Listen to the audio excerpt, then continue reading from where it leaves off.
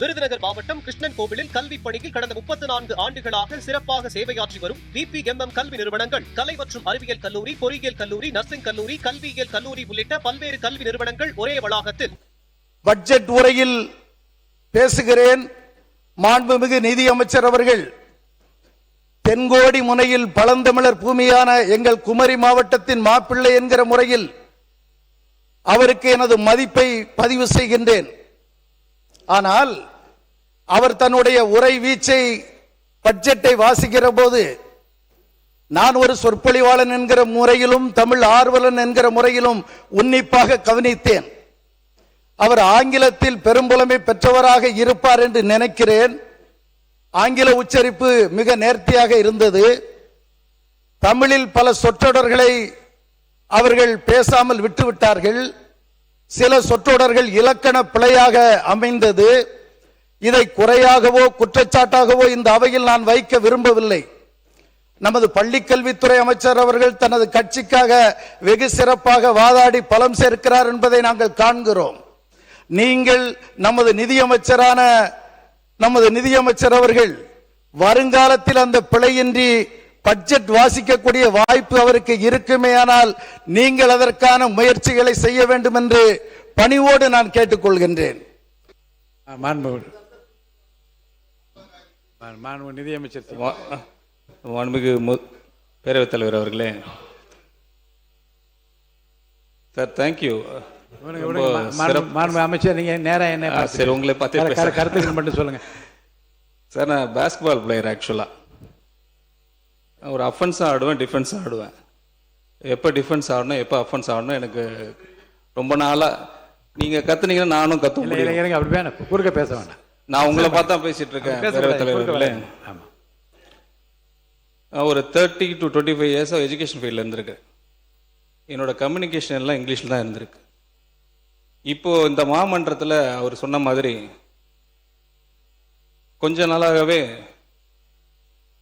உருவ கேலி பண்ணுறது, பொதுவாக சொல்கிறேன், ஜாதி ரிலேட்டடாக பண்ணுறது, பெண்கள் ரிலேட்டடாக பண்ணுறது, இப்போ மொழி ரிலேட்டடாக வந்துட்டாங்க.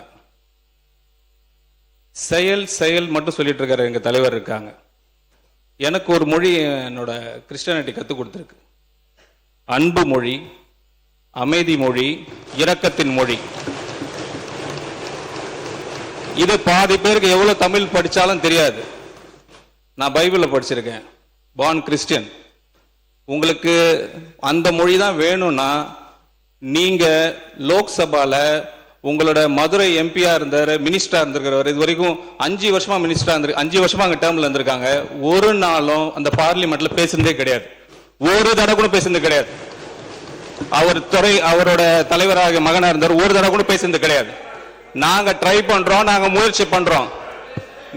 நீங்க சம்பந்தமே இல்லாம இந்த உறவு கேலி பண்றது, நான் சொல்றது இப்ப என்னால நோட் பண்ணீங்க.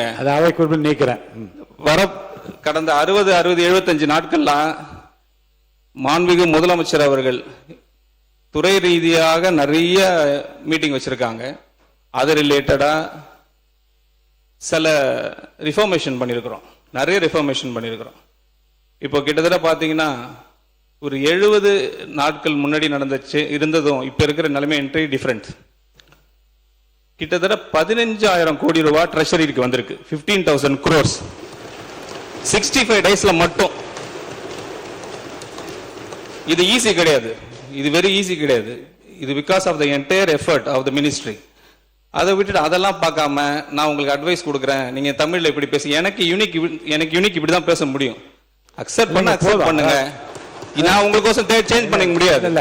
நான் இப்படிதான் பேசுவேன். மக்கள் புரிந்து கொள்ளுகிற வகையில் நீங்கள் நன்றாக தான் பேசினீர்கள். அதோட பிரச்சனை முடித்து அதான் சொல்றேன்.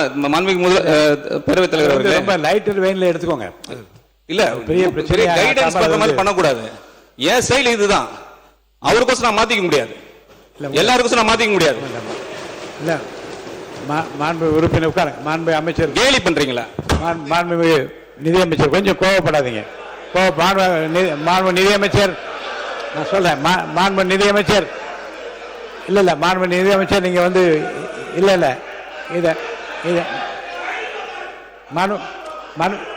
மாண்பு அமைச்சர் உட்காருங்க உட்காருங்க உட்காருங்க மாண்பு உறுப்பினர் உட்காருங்க உட்காருங்க உட்காருங்க உட்காருங்க இல்லை இருங்க இல்லை இல்லை மாண்பு இல்லை இல்லை மாண்பு நிதியமைச்சர் பெருசாக எடுத்துக்கொள்ள வேண்டியதில்லை. ஒரு லைட்டர் வெயிலில் எடுத்துக்கோங்க. ஒரு சாதாரணமான ஒரு இதாக எடுத்துக்கிட்டு கொஞ்சம் இயல்பாக கொண்டு போயிடலாம். ஒன்றும் பிரச்சனை இல்லை. அதை நீங்கள் மாண்பு பொதுப்பணித்திறன் போதும். நான் என்ன சொல்ல உங்கள் விளக்கத்தையும் உங்களுடைய உள்ளம் சொன்னதையும் நீங்கள் உதட்டிலே சொல்லிவிட்டீர்கள். அது போதும். அது போதுமான அது மாண்புமிகு பேரவைத் தலைவர்களே, அண்ணாவுடைய மொழி இருமொழி கொள்கை. இங்கு யாரையும் தனிப்பட்ட முறையில் விமர்சனம் பண்ண வேண்டிய அவசியம் கிடையாது. அவருடைய பட்ஜெட் உரையை தெளிவாக அக்கவுண்ட்ஸ் சம்பந்தப்பட்ட ஒவ்வொரு விஷயத்தையும் அவர் தெளிவாக பேசியிருக்காரு. இந்த விஷயம் திமுக ஆட்சியில் திரு PT.R. பழனிவேல்ராஜன் அவர்கள் பட்ஜெட்டை தாக்கல் பண்ணும்போதும் நடந்தது தான். அவர் அமெரிக்காவிலிருந்து வந்தவர், அக்கவுண்ட்ஸ் படிச்சு வந்தவர். அவர் தாக்கல் பண்ணும்போதும் வந்தது. இதை யாரும் அப்பொழுது கேலியோ கிண்டலோ செய்யல. அன்னைக்கு இருந்த எதிர்கட்சியா இருந்த அதிமுகவுக்குமே எதுவுமே செய்யல. அது ஒவ்வொருத்தருடைய ஒரு மொழி. அது இப்ப அண்ணனை பத்தி சொன்னாங்க. அவரு சென்னைக்காரர் இல்ல, புதுச்சேரிக்காரரு. புதுச்சேரி கடலூர் மொழியை பேசக்கூடியவர். தமிழ் பேசுவார். தமிழை தவிர அவருக்கு எதுவும் தெரியாது. அதுதான் முக்கியம். அதனால சில வார்த்தைகள் நாங்கள் எப்பயுமே மரபுப்படி நீங்க there is action, அதாவது where is action there is action சொல்லுவாங்க. நீங்க சொல்லக்கூடிய வார்த்தைகள் பதில் கொடுக்கிற இடத்துக்கு நாங்க வராமல் உங்களுடைய கருத்துக்களையும் திட்டங்களையும் பாலிசியும் பேசினா பெட்டரா இருக்கும் நாங்க நினைக்கிறோம். ஒரு முக்கியமான செய்தி சொல்லிடுறேன். இருங்க. பொது இருங்க பொது மாண்புமிகு பேரவைத் தலைவர்களே, நிதியமைச்சர் ரொம்ப சீரியஸ் ஆகாதீங்க. இவர் வழக்கத்தில் நீங்கள் பேசுகிற வழக்கில் நீங்கள் பேசுகிறீங்க, அது ஒன்றும் தவறு இல்லை. அவர் புதிய சட்டமன்ற உறுப்பினர். இப்போ நாங்கள் யாராவது சொல்லியிருந்தோம் நீங்கள் யாரும் வருத்தப்படலாம். அவர் புதியதாக இப்போ தான் கன்னி பேச்சு பேசுகிறார். ஒரு புதிய சட்டமன்ற உறுப்பினர் வந்திருக்கிறார். அவர் திருநெல்வேலி பகுதியை சார்ந்தவர். அவர் திருநெல்வேலி மொழிக்கும் வடசென்னை மொழிக்கும் தென் சென்னை மொழிக்குமே வித்தியாசம் இருக்குது.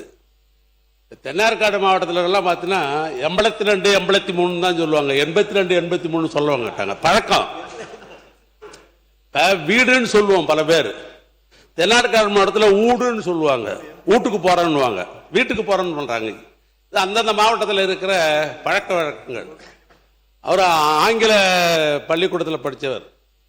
ஏன்னா அவர் மாப்பிள்ளையா இருக்கும்போது எனக்கு அவருக்கு தெரியும். ஏன்னா என்னுடைய அண்ணனுடைய மாப்பிள்ளானால அவர் கல்யாணம் பண்ற காலத்துலேயே தெரியும். அப்படிதான் பேசுவார் அவர், எனக்கே தெரியும்.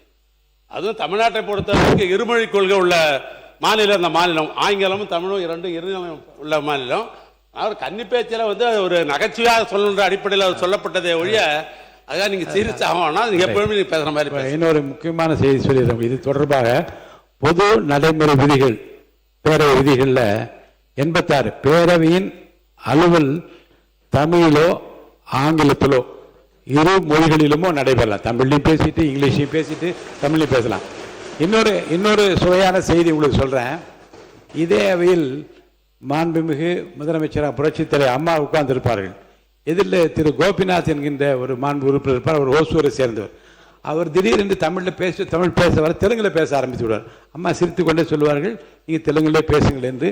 தெலுங்கிலே அம்மா பதில் சொல்லுவார்கள். ஆக மொழியை காட்டிலும் எந்த உணர்வோடு சொல்லுகிறோம் என்பதை மக்களும் மாமன்ற உறுப்பினர் புரிந்து கொண்டார்களா இல்லையா என்பதுதான் பிரச்சனை. அந்த வகையில் இப்போது மாண்புமிகு நிதியமைச்சர் இதை புரிந்து கொண்டிருப்பார், மாண்புமிகு உறுப்பினர் புரிந்து கொண்டிருப்பார். புரிந்ததில் இருப்பதனால் இத்தோடு முடித்து விடுகிறோம்.